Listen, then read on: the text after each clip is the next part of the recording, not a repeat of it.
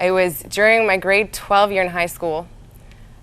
We were just doing a lot, and there was one rehearsal. A lady was coming in to kind of test out the quartet, see where she wanted to put us in the program, and so we had to perform our music for her. And my voice was kind of feeling hoarse that day, and I was the high tenor. And my teacher's like, you know what, just do it.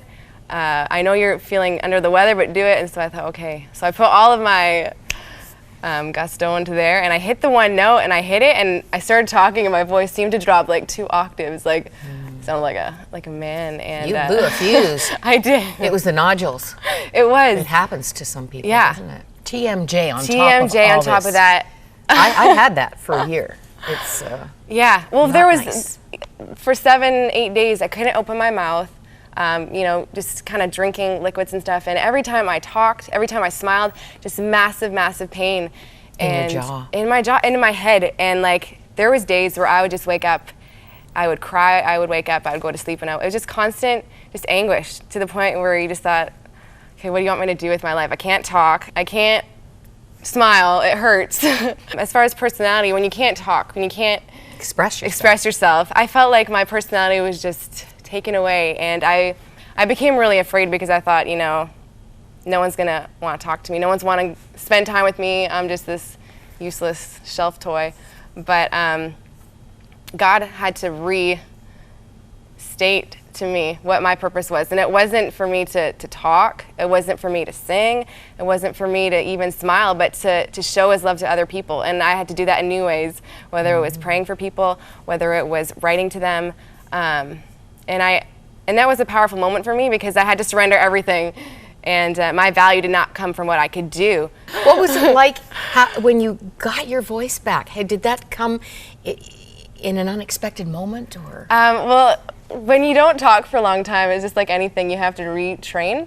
And so I went to the specialist, and we looked at my vocal cords. She's like, Amy, you can talk, you can sing. I'm like, no, I can't.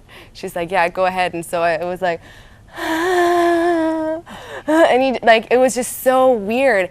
And I was just trying to make noises with my voice.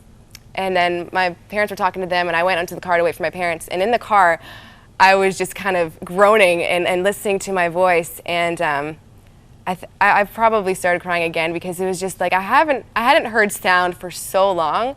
And even to go home, I had to go on the piano. I was sitting middle C. I must have hit that C for about 5 weeks, just trying to get it on tune. And I remember the first time I sang kind of a full song. I have a soundtrack karaoke to "You Raise Me Up," and I played that.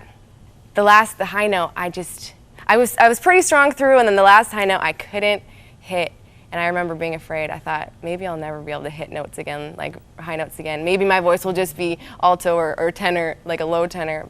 So there was fear, not knowing how much God was gonna restore that back to me.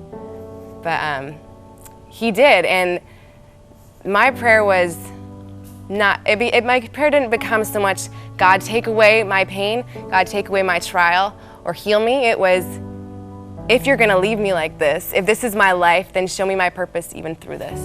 Wonderful, wonderful prayer. And I think a lot of people get stuck in this is my problem, and they despair. And the difference between, I think, someone who has a relationship with God is not that there's no suffering, not that we have no problems, but that our suffering and our problems have meaning. And it makes the journey bearable, it makes it exciting, and that's something I want to share with everybody.